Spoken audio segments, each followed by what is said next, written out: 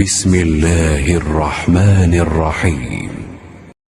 شروع اللہ کا نام لے کر جو بڑا مہربان نہایت رحم والا ہے۔ حضرت صلی اللہ علیہ وآلہ وسلم پر وحی کا ابتدائی دور اچھے سچے پاکیزہ خوابوں سے شروع ہوا۔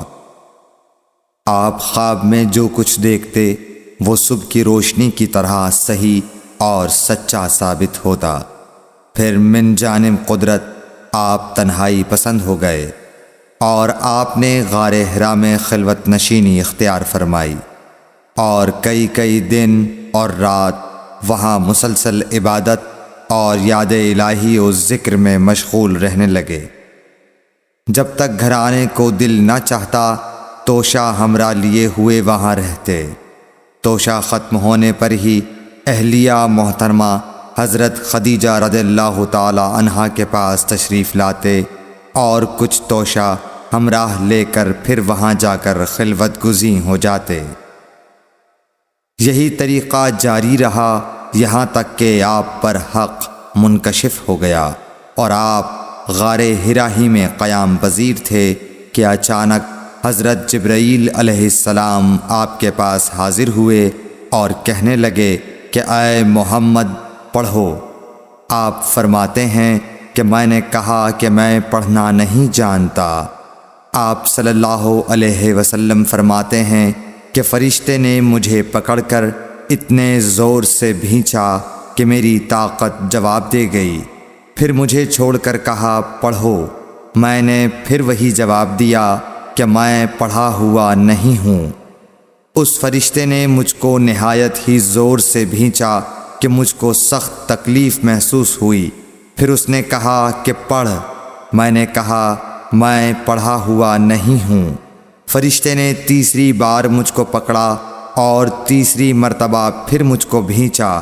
پھر مجھے چھوڑ دیا اور کہنے لگا کہ پڑھو اپنے رب کے نام کی مدد سے جس نے پیدا کیا اور انسان کو خون کی پھٹکی سے بنایا۔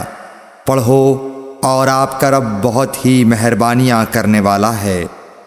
بس یہی آیتیں آپ حضرت جبرائیل علیہ السلام سے سن کر اس حال میں غار حرا سے واپس ہوئے کہ آپ کا دل اس انوکھے واقعے سے کانپ رہا تھا۔ آپ حضرت خدیجہ کے ہاں تشریف لائے اور فرمایا کہ مجھے کمبل اوڑھا دو، مجھے کمبل اوڑھا دو۔ لوگوں نے آپ کو کمبل اوڑھا دیا۔ جب آپ کا ڈر جاتا رہا تو آپ نے اپنی زوجہ محترمہ حضرت خدیجہ رضی اللہ تعالی عنہا کو تفصیل کے ساتھ یہ واقعہ سنایا اور فرمانے لگے کہ مجھ کو اب اپنی جان کا خوف ہو گیا ہے۔ آپ کی اہلیہ محترمہ حضرت خدیجہ رضی اللہ تعالی عنہا نے آپ کی ڈھارس بندھائی اور کہا کہ آپ کا خیال صحیح نہیں ہے۔ اللہ کی قسم آپ کو اللہ کبھی رسوا نہیں کرے گا۔ آپ تو اخلاق فاضلہ کے مالک ہیں۔ آپ تو کنبہ پرور ہیں، بے کسوں کا بوجھ اپنے سر پر رکھتے ہیں، مفلسوں کے لیے آپ کماتے ہیں، مہمان نوازی میں آپ بے مثال ہیں اور مشکل وقت میں آپ امر حق کا ساتھ دیتے ہیں۔ ایسے اوصاف حسنہ والا انسان یوں بے وقت ذلت و خواری کی موت نہیں پا سکتا۔ پھر مزید تسلی کے لیے حضرت خدیجہ رضی اللہ تعالی عنہا آپ کو ورقہ بن نوفل کے پاس لے گئیں جو ان کے چچا زاد بھائی تھے اور زمانہ جاہلیت میں نصرانی مذہب اختیار کر چکے تھے اور عبرانی زبان کے کاتب تھے۔ چنانچہ انجیل کو بھی حسب منشائے خداوندی عبرانی زبان میں لکھا کرتے تھے۔ انجیل سریانی زبان میں نازل ہوئی تھی، پھر اس کا ترجمہ عبرانی زبان میں ہوا۔ ورقہ اسی کو لکھتے تھے۔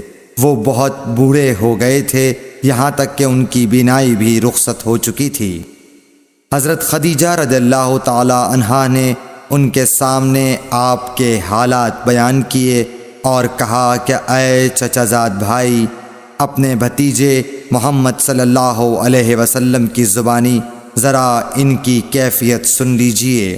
وہ بولے کہ بھتیجے آپ نے جو کچھ دیکھا ہے اس کی تفصیل سناؤ۔ چنانچہ آپ صلی اللہ علیہ وآلہ وسلم نے از اول تا آخر پورا واقعہ سنایا، جسے سن کر ورقہ بے اختیار ہو کر بول اٹھے کہ یہ تو وہی ناموس معزز رازدان فرشتہ ہے جسے اللہ نے حضرت موسیٰ علیہ السلام پر وحی دے کر بھیجا تھا۔ کاش میں آپ کے اس عہد نبوت کے شروع ہونے پر جوان عمر ہوتا، کاش میں اس وقت تک زندہ رہتا جب کہ آپ کی قوم آپ کو اس شہر سے نکال دے گی۔ رسول کریم صلی اللہ علیہ وآلہ وسلم نے یہ سن کر تعجب سے پوچھا کہ کیا وہ لوگ مجھ کو نکال دیں گے، حالانکہ میں تو ان میں صادق و امین و مقبول ہوں۔ ورقہ بولا ہاں یہ سب کچھ سچ ہے، مگر جو شخص بھی آپ کی طرح امر حق لے کر آیا لوگ اس کے دشمن ہی ہو گئے ہیں۔ اگر مجھے آپ کی نبوت کا وہ زمانہ مل جائے تو میں آپ کی پوری مدد کروں گا، مگر ورقہ کچھ دنوں کے بعد انتقال کر گئے، پھر کچھ عرصے تک وحی کی آمد موقوف رہی۔ صحیح بخاری حدیث نمبر 3۔